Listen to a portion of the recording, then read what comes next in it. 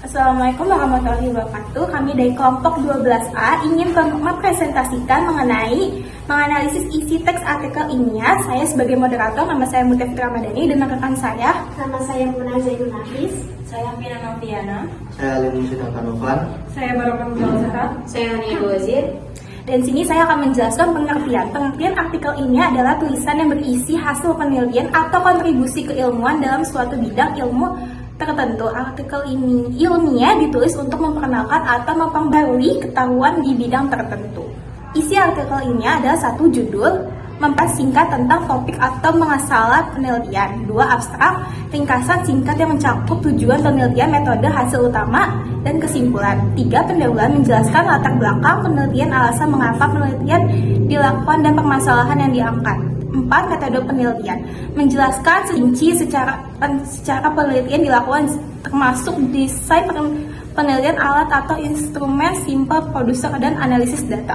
5. Hasil dan pembahasan, menyajikan temuan penelitian dalam bentuk teks dan tabel dan grafik, hanya berisi fakta dan data. Dan pembahasan yang menyajikan jawaban pertanyaan penelitian dari mengaitkan dengan teori yang relevan. 6. Kesimpulan, merangkum temuan utama yang memberikan jawaban singkat atas tujuan penelitian. Biasanya juga mencakup saran untuk penelitian lanjutan atau penelitian praktis. 7. Penutup, meskipun tidak selalu bagian wajib dalam artikel ilmiah, penutup dapat berisi penegasan ulang pentingnya penelitian dan kontribusinya terhadap bidang ilmu, juga berisi harapan atau pandangan ke depannya terkait pengembangan topik atau penelitian lanjutan. 8. Daftar pustaka, menyajikan semua sumber relevan atau sumber yang digunakan dalam artikel sesuai format yang berlaku. Yang pertama ada bahasa. Bahasa yang digunakan sudah cukup bagus dan sesuai dengan pedoman umum Ejaan Bahasa Indonesia atau PUEBI. Meskipun terdapat beberapa kata ditulis dalam bahasa Inggris seperti tata bahasa yang digunakan telah jelas dan mudah dipahami oleh pembaca. Kedua, ada ejaan dan tanda baca. Baca untuk penulisan kata pelengkap dan negara sering terdapat ejaan yang salah. Misalnya, kata kurikulum dalam bahasa Inggris harusnya ditulis dengan kata kurikulum dan Jepang harusnya ditulis dengan Jepang. Tanda baca yang digunakan seringkali tidak mengikuti kaidah dan aturan tanda baca yang baik. Yang selanjutnya adalah langkah-langkah menganalisis isi artikel ilmiah. 1. Identifikasi komponen utama artikel. Yang pertama ada judul dan abstrak.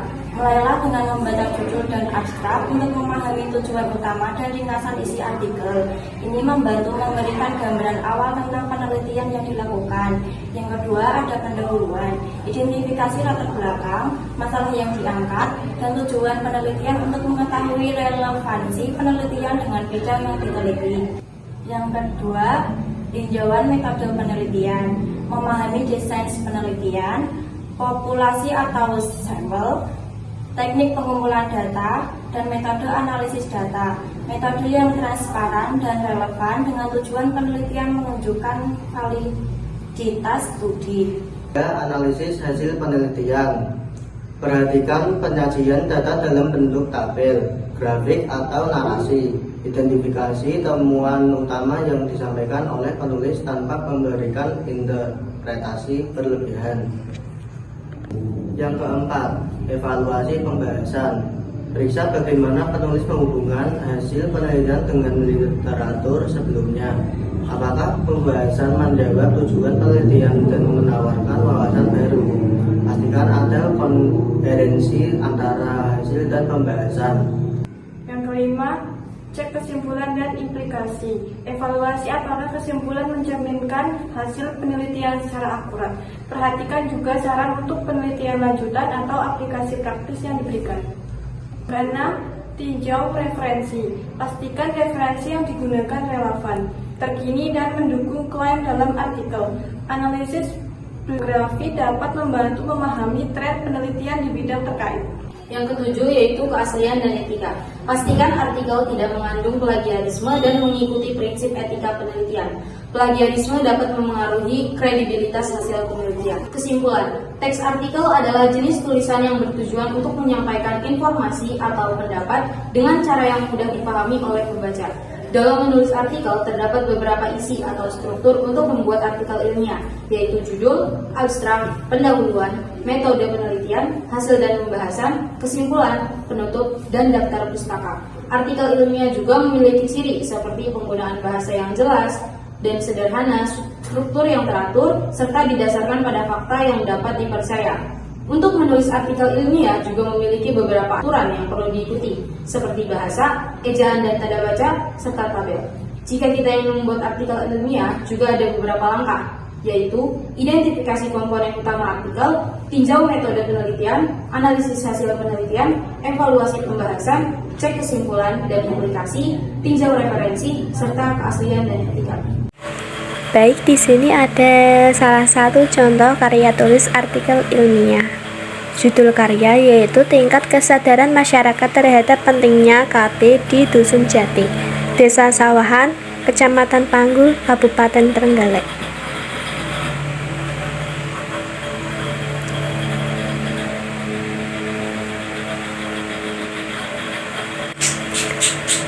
Yang pertama ada abstrak, yaitu abstraknya keluarga berencana merupakan suatu program yang dicadangkan pemerintah yang tertuang dalam nawacita ketiga Presiden Joko Widodo. Keluarga berencana digalakkan oleh BKKBN Provinsi untuk membangun kestabilan penduduk, sehingga tercipta masyarakat sejahtera serta menunjang gerak pembangunan negara.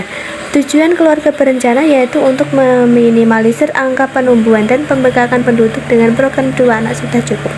Selain itu, keluarga berencana ditujukan untuk mencetak sumber daya manusia atau SDM yang berkualitas serta unggul. Penelitian ini termasuk jenis penelitian deskriptif dengan pendekatan kualitatif. Adapun teknik dalam pengumpulan data penelitian ini menggunakan teknik observasi, wawancara, dan dokumentasi.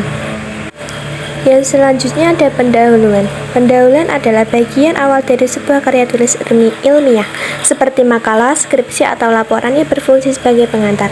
Di sini, pendahuluannya adalah kesadaran merupakan suatu kegiatan atau aktivitas usaha manusia dalam tatanan kehidupan untuk menumbuhkan dan mewujudkan keluarga sejahtera.